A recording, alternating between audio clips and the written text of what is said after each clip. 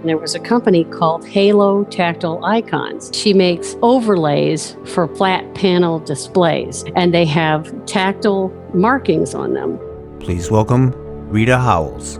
As a blind person, you can figure this out depending on whatever the deal is with your equipment. There's a fix, a technology, a methodology, a resource to be able to make this work for you. Author of the column, Rita's iDevice Advice. This is a great vehicle for me to continue rehabilitation teaching. And so that's when I started the Rita's iDevice Advice column. Proud owner of the new 3G RB Elite Exercise Recumbent Bike. I really encourage people to start their own groups, FaceTime or Zoom, where you could just get on with each other, play some music, and encourage each other to move your bodies. From accessibility to making something accessible, Rita Howells has some advice for everyone. I love technology, and so I'll use whatever I can to figure it out, to help give me feedback. The fact that it's accessible, it's awesome. I've been exercising for this long. I've burned this many calories. That is amazing to have something talk to you, and you don't have to ask a sighted person to look at a screen. A tech trainer with a sense of humor. We say, my weight is not a problem. It's all behind me now. Or I ain't going to touch that one. Now, please welcome Rita Howells. We hope you enjoy. You got to be ingenuitive. Is that a word? It is now. I heard it on this podcast. Welcome to Blind Abilities. I'm Jeff Thompson. Today in the studio, we got Rita Howells, and she does an advice column. It's called Rita's iDevice Advice. It's a tongue twister, but she works it all out in the easily to be read articles. And I see that on TTJ. I see it other places. And we'll put a link in so you can be sure to get a hold of that advice once a week. I believe once a week, right, Rita? Once a week, every Monday. Rita, thanks for taking the time and coming on the Blind Abilities to talk about a recumbent bike, the process you went through, and making sure it's tactile and works for you. Thank you. Rita, the pandemic, a lot of gyms started to shut and people wanted bikes, and you yourself wanted one because I believe you are interested in tandem bike riding as well. Yes, I have a really cool tandem recumbent bike that is a side-by-side bike. It's two recumbent bikes that are the Sun brand recumbent bikes, and they are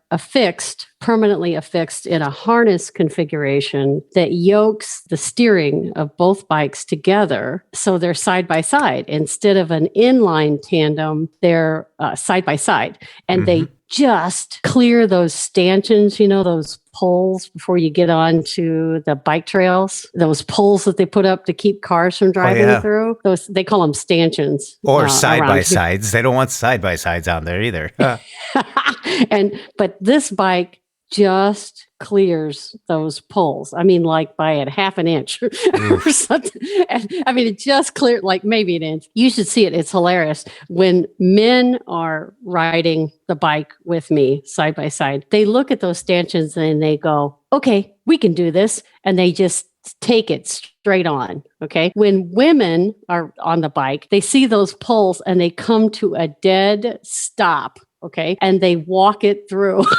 Oh, wow. My grandparents actually had one of those. It was one that you could clip on to each other, and the tandem bike, you ride side by side. All I noticed was, as kids, we tried to take corners a little fast with them, a little different than normal. Kind of raise up if they've got lightweight on one side. Mm-hmm. But everyone's going to be lightweight if they get a recumbent exercise bicycle, right? I hope so. That's my goal, is to get in better shape. My whole history has been in rehabilitation services, a lot of sitting. I was 33 years. I worked for, I call it the Department of Confusion, but it's the Department of Rehab Services in Illinois. And a lot of meetings, way too many donuts and pastries. So I gained a lot of weight in my career as well as my experience. And when I retired, it's been several several years now, but I just haven't seemed to have lost the weight. And I got the tandem bike for outside, but with the pandemic, there's not a lot of people that I want to be that close to on the bike, to go outside. I was like, okay, let's get a bike for indoor. And I had an old 30-year-old exercise bike that, of course, was in very good condition because it never got much use. And, don't feel bad. There's a few people out there that they're all nodding to that one. A good clothes rack, yeah. So I started, when the pandemic started in March, for about a month, I was just eating myself because I was so worried. I was just eating constantly and I was starting to gain even more weight. And I was like, this has got to stop. So I started doing some research. I started riding the old recumbent bike, but it was hurting my back. After about a half hour, I was like, oh, this really hurts. And so I was looking at other options. And in July, the American Council of the Blind had their national convention, well as the NFB. And the ACB had a session on exercise equipment and making it accessible and so forth. And so I was very attentive to this session. And there was a representative from Peloton who came on and they were adding TalkBack to their bike. And I got really excited. It's like, oh, this thing will talk. I can do this. And I started doing all research on it. And it turns out that this bike, it's more like a racing bike. You're in a racer's position. You're leaned over the handlebars. And I was like, oh, I am too old and too heavy to be in this kind of position, for an extended period of time. And plus the cost was prohibitive for that bike. It's very expensive. And there's a monthly fee that's required for you to engage in the online programs. And so I started looking at other resources because I was like, this is not going to work. So I decided to try a recumbent bike. That's where the research started. We started looking at YouTube videos. My husband, he was helping me. We were pulling up YouTube videos and internet searches and online reviews.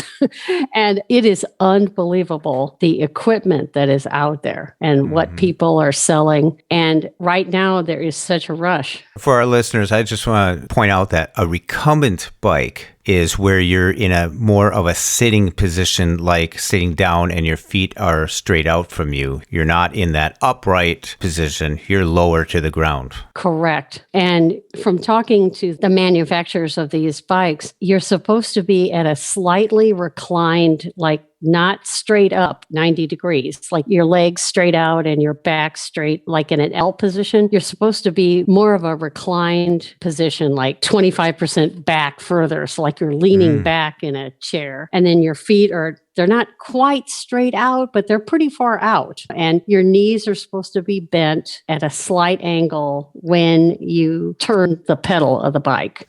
Your furthest reach, you still want a little bend. You don't want to buckle your knee. Correct. The ergonomics of this and the body mechanics of this are so important because you don't want to cause injury.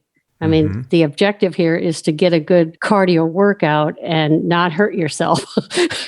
Yeah. When we started talking about this, you were in the research process where you actually narrowed it down to a couple bikes. I think there was a Solo and the 3G, which you got. And when I started looking at them, I saw that the 3G was at the top of most every list. Yes, that's what we saw too, the product reviews. And then, of course, I had to call the company, the 3G Cardio, and that poor sales guy, I talked his ear off. And he was extremely patient with me. He sat down and I told him I was blind, and he sat down and described the bike in amazing detail. Of course, he wanted, he was like, okay, let's see if we can make this sale. He gave the Roy Samuelson audio description version. Yes, he did. And so I was really worried about so much this equipment and other appliances that we buy are now these flat panel displays. So you got this whole flat panel that's completely inaccessible to the blind person. Okay. And not a lot of tactile feedback. And it's like, man.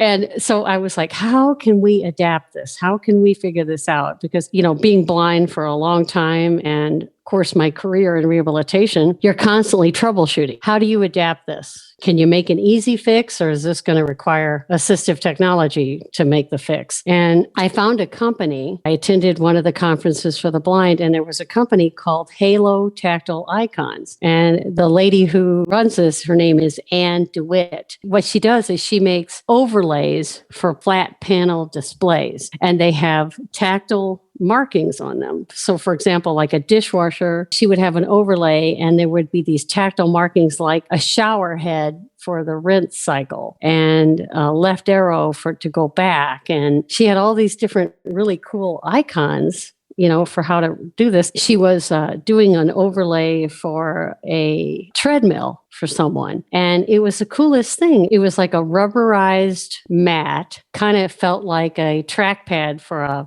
computer. The whole thing covered the panel, the flat panel. And then she had tactile markings all over this for the different levels for using that treadmill. And it was so cool. It's like, wow, this person can now use all of the programs on their exercise equipment. So I contacted her after I made the purchase of the bike, and she looked up the model number and looked at the bike, and she says, well, a lot of it's already accessible because there are tactile buttons that actually beep when you press them, like the start button beeps when you press it. Mm-hmm. The buttons to change the tension level on the bike go from 1 to 16, and you can count the beeps as they go, and then they come to an end, and it makes a meep sound for when you know you're at your highest level or your lowest level. I was really impressed with that. At least it's like, well, there's no adaptation that has to be made for that because it's already accessible to me. There is a flat panel small display on this 3G recumbent bike that it's about the size of a greeting card, maybe 5x7, and it's like in the portrait position, taller than it is wide.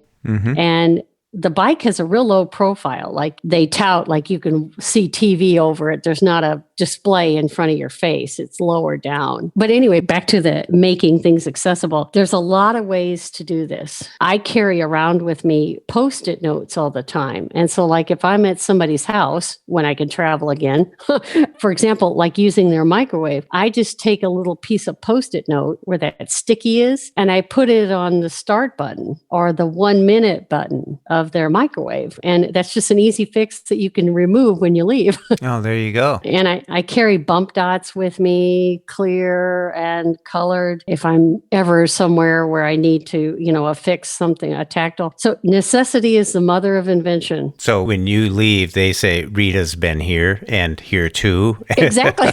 You got it. She has made her mark. Literally. That makes sense. Like when I go to my daughter's in the morning, I usually wake up before everyone else, and I get to the microwave and I just pause for a minute like, okay, I haven't used this for 3 months. It'd be nice to do. How do I figure it out? Yeah. Where's the start button? There you go. I gotta do that. So when you're looking at making something accessible for a blind person to get some use out of it, first you start with the least restrictive thing you can do, like something easy like Scotch tape or Post-it notes or, things that like if you're going to be not using this thing all the time. But if you are going to be using it all the time, I say go for it. Make it as accessible as you can get it. There was one time I had bought a microwave a long time ago, and I had this black dynamo labeling tape, and I brailled out all the commands and had somebody help me put it on, but then it covered up all the print. No sighted person could use my microwave. Ooh. I thought that was kind of a ironic, way to go, Rita.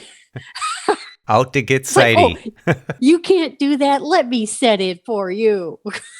Yeah. So in regards to this equipment, there's so many features in this technology that you can either choose to use it or not. But I know there's been some blind people that they get a piece of technology and they're satisfied with just the basics, like they don't even plug it in. They just, want to ride or whatever. And I was like, no, I want access to the whole candy store. I want to be able to use what sighted people use on their devices, if at all I can do it. And how can I do it? Mm-hmm. Can I make an adaptation? Can I call someone to help me? Ira, services such as that. Ira, Be My Eyes. Oh, I got a funny story about Ira. When I got the bike, I had ridden it for a couple of days. And when my husband was around, I'd say, hey, what did I, ride? He'd tell me or whatever. Well, one day I got on the bike and I had ridden it the day before. And then I was like, I'm going to ride it today again. So I rode it and then I called Ira and I said, okay, can you tell me what this says? And I'm still pedaling because I didn't know if the screen would go dark if I didn't pedal. And so I pointed the camera at the screen and I was trying to hold it real steady. And he goes, wow. I go, what? He goes, you've gone 17 miles and you've burned 849 calories and you've been on for 3 hours. And I go, no, I'd only been on for like 30 minutes. What had happened is I forgot to set the reset button. So it was doing a cumulative, that was 3 days worth of workout, not one. Oh, so I was like, darn it. Well, don't tell anybody on YouTube if you're doing something live. Just show that screen and spray on a little sweat and go, yeah, I've been on this for 3 hours. And of course, they with any exercise program, you need to start slow, pace yourself, lots of water. I'm now up to 30 minutes, like 3 times a week. And my goal is an hour, 5 times a week.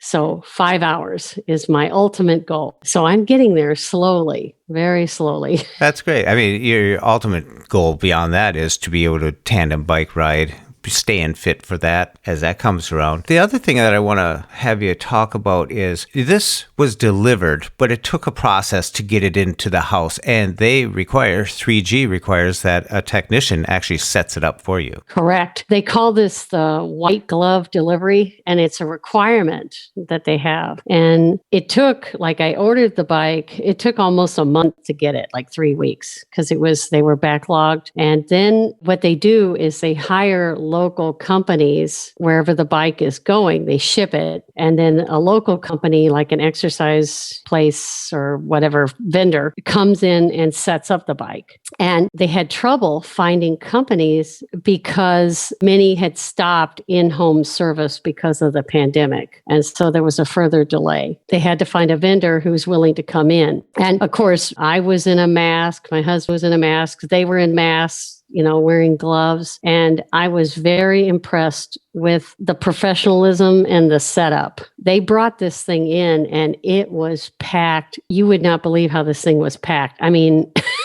it was unbelievably packed very well. I mean, they had to disassemble the box and then take all of this packing out, and it was in several big pieces. And all of the screws and the bolts were on a piece of cardboard, and there were shrink wrap over the cardboard, and underneath each screw was a diagram as to where it goes. So it was this flat panel full of the screws and the bolts and the tools, all shrink wrapped, with the schematic of how to assemble the bike. One good reason to up your IRA plan.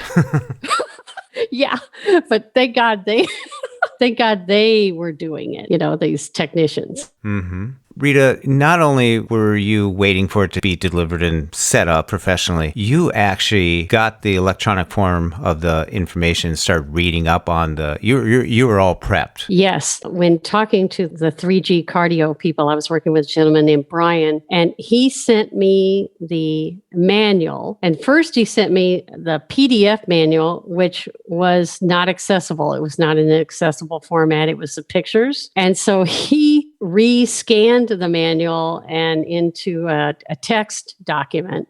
And Seriously? So he sent me the man. Yeah. So he sent me the man. I'm telling you, this guy worked. And he sent me the manual. So then I read the manual, and then I had questions about the manual and I emailed him.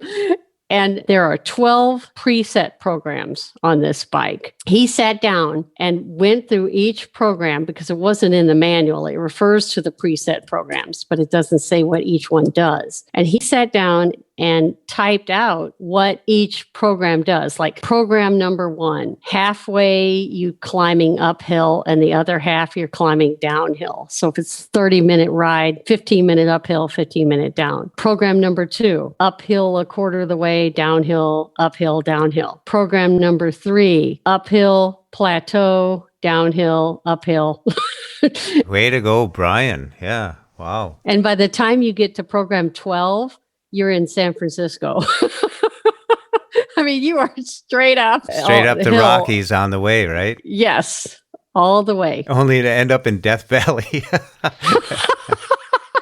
But you made it. You got it working. Can you remind the listeners what the name of this is? It's the 3G Cardio. Now, the name of it is 3G Cardio RB Recumbent Bike. Elite. Elite, right. 3G Cardio RB Elite Recumbent Bike. There we go. They refer to it as the 3G RB Elite, I think is how they refer to it. And it's not cheap. The price for the bike, again, you got to think about your health. Don't I sound like a salesman? Okay, so the price was $1,600 for the bike itself and then a $200 required setup fee. But I consider that to really be worth it. I mean, these bikes, they range from a couple $100 to each to thousands. So it's kind of, you got to make a decision about what's good for you and what will work for you. The most important thing is that you exercise. I found that I got to move. I have to move. It really makes me feel better when I move. And that's encouraging to get that good feeling. And to get there, you have to get on the bike and get to that point. Correct. And as a blind person, you can figure this out depending on whatever the deal is with your equipment. There's a fix, a technology, a methodology, a resource to be able to make this work for you. You just got to be a little inventive. You know, do you use tactile markings? Do you call a service such as Ira and have them read the screen to you? Do you get another device? Like I'm considering an Apple Watch that will give me calories burned, distance, and so forth, you know, that I've got there right there in my ear that talks to me. You got to be ingenuitive. Is that a word? It is now. I heard it on this podcast. You got to be flexible in trying to make this work for you. Because I find, well, I'm speaking for myself, but I've been way too sedentary. A lot of blind people have a tendency to not move as much because it's hard to tell, especially if you've got spatial issues in movement, you know, you could hurt yourself, you know, if you try to flail your arms around or do jumping jacks or what, you know, you gotta secure a place for yourself. And something like riding a bike, an exercise bike, is you're secure in that space. You're not going to get hurt, you know, in terms of, you know, running into something. It's a safe, I consider it a safe, good workout for me. And that I really got to move because we need to move because I've been far too sedentary my whole life. Now, you sent me an article from Ski for Light about Let's Spin. This is a group that you've hooked up with, some people that hook up with that you do on Tuesdays and Saturdays, and you're probably looking for other people to join in. Explain that to us. Well, one of the members, I helped teach a class with voiceover, and one of the members of the group was saying, well, she's got to go to her spin class. And I was like, spin class? How do you do that? And she was saying, well, a group of us who have been going to Ski for Light have joined together and we've joined this spin class and we're on Zoom. So I'm like, oh, that's kind of cool. And she says, why don't you join? And I'm like, no, you don't understand. I cannot. I am an older individual and I am heavier. We say my weight is not a problem. It's all behind me now. Or I ain't going to touch that one. How's that go? Put your past in your behind and your behind in your past. Anyway. Somehow that might be the title of this podcast, this episode. She kept telling me, oh, you need to join this group. And I'm like, no, if I try to, for one, I don't have a spin bike, you know, and I said, it would kill me. And she goes, no, you could go at your own pace. And so anyway, so I joined this group. It's a Zoom call twice a week. And there's a lady who leads us sighted. She was one of the sighted guide for Ski for Light. And then she's a very active, you know, person who exercises regularly. And she agreed to lead the group. So there's 5 blind women right now. And is that Chris? Yes, Chris Gomer. Yeah, I was reading the article and I do read what you send me. I'm good. That's good. You do read good.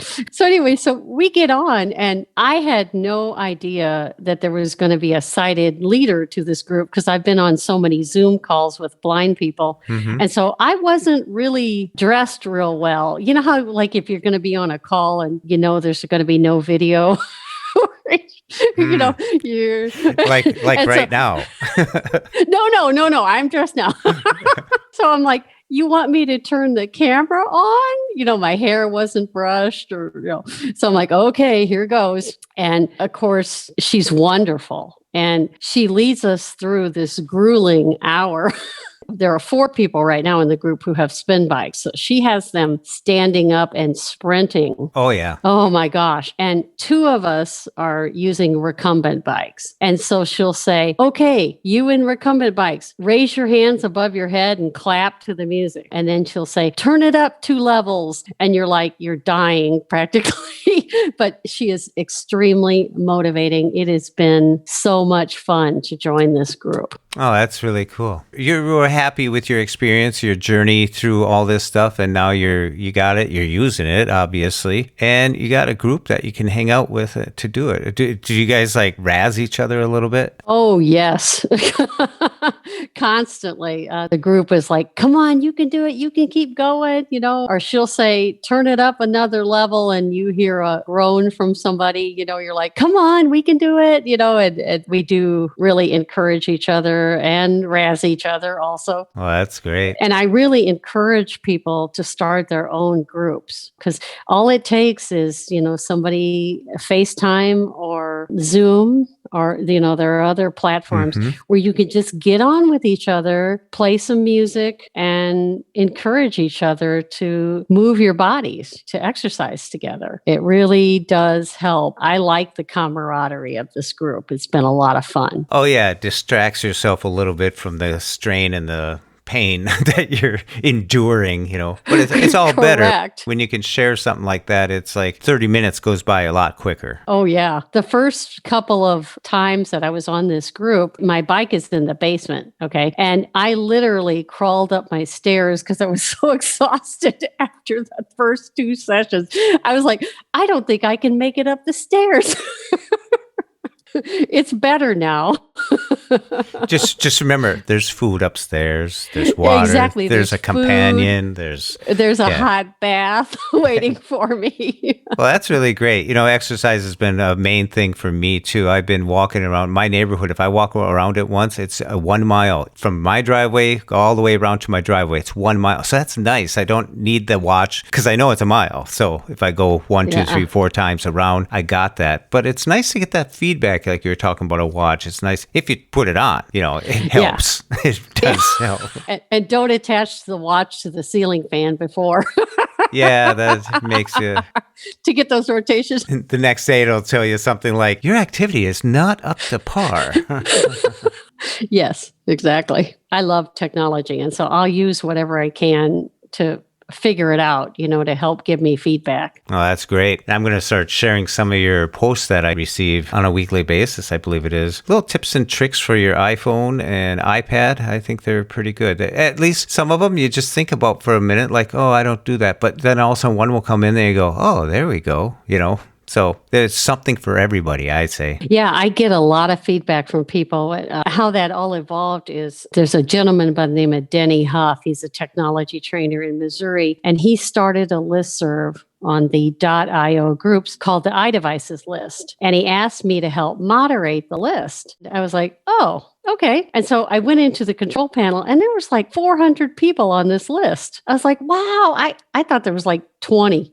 And so I was like, this is a great vehicle for me to continue rehabilitation teaching. And so that's when I started the Rita's iDevice advice column about how to use your iPhone. And so every week I try to come up with something that somebody could use in terms of how to use their Apple iOS device with VoiceOver, because these devices truly have been life-changing.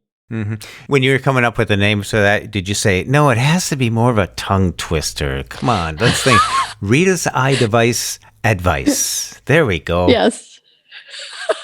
And that's the IO group. I'll put a link for that. I belong to that group as well. We'll get that out to the people in the show notes. Wonderful. Like I said, this technology, and especially related to health. Now, this is my belief that Apple is taking the lead on, I don't know what you want to call it, biometrics or whatever for health monitoring. Mm-hmm. And the fact that it's accessible, I mean, it's awesome. I've been exercising for this long. I burned this many calories. That is amazing to have something talk to you and you don't have to ask the sighted person to look at a screen. I think it's great. I wear my watch and I don't know if everything's perfectly accurate. I don't know. But I do know this. It's monitoring my heart rate. And when I pick up the speed or the pace and stuff, I can monitor that. I can see that the pace is working up. And now that I've been exercising since I started hockey last year, I've noticed that my heart rate is lower while I'm doing the same amount of work. So I think that tells me that I'm in better shape. Correct. You're getting stronger. Correct. Because if it spikes, you're getting fatigued for an extended period of time, so you got to kind of monitor it and build up. You can't just jump in and exhaust yourself because you'll cause an injury and then you won't do it anymore. Yeah. And, there's 1,000 reasons why not to do it, but all you need to find is one good reason to do it and you'll succeed because health is a great reason to do it. If you can breathe better, if you can last longer, make it up those stairs after a workout. Correct. Health is a big thing. All you have to do is get a little bit healthier and feel the difference and you'll continue doing it. I heard a saying a long time ago that if you don't exercise for 7 days, it makes 1 week. WEAK. So if you don't move for 7 days, that's a week, WEEK, but it'll also make you weak.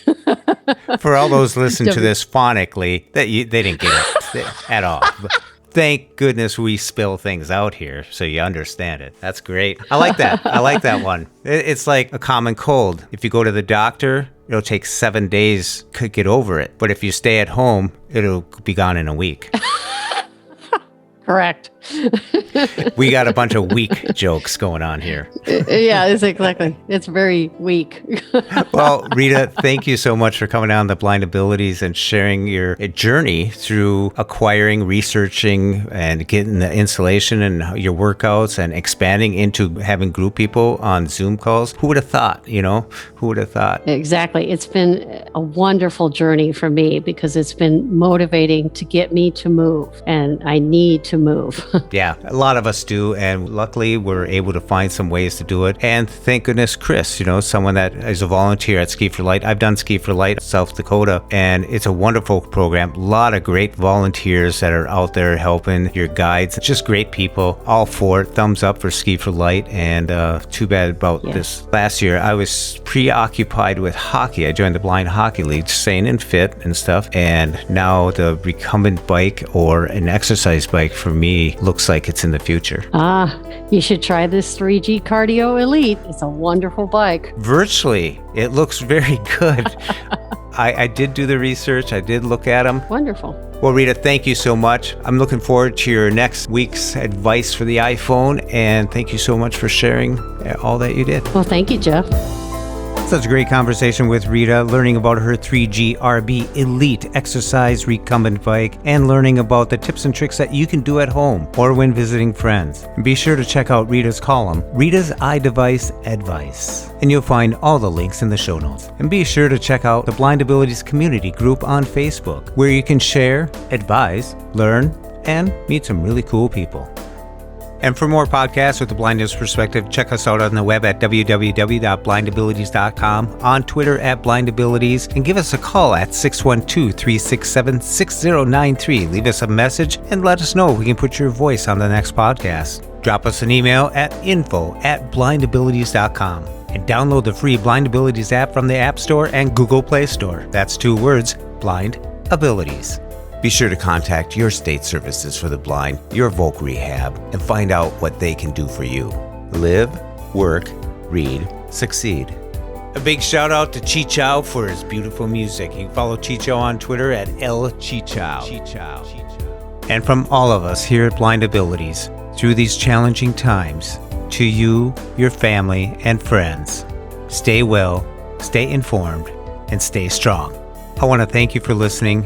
Hope you enjoyed. And until next time, bye-bye. When we share what we see through each other's eyes, we can then begin to bridge the gap between the limited expectations and the realities of blind abilities. The realities of blind abilities. For more podcasts with a blindness perspective, check us out on the web at www.blindabilities.com, on Twitter at blindabilities. Download our app from the App Store, blindabilities, that's 2 words, or send us an email at info@blindabilities.com. Thanks for listening.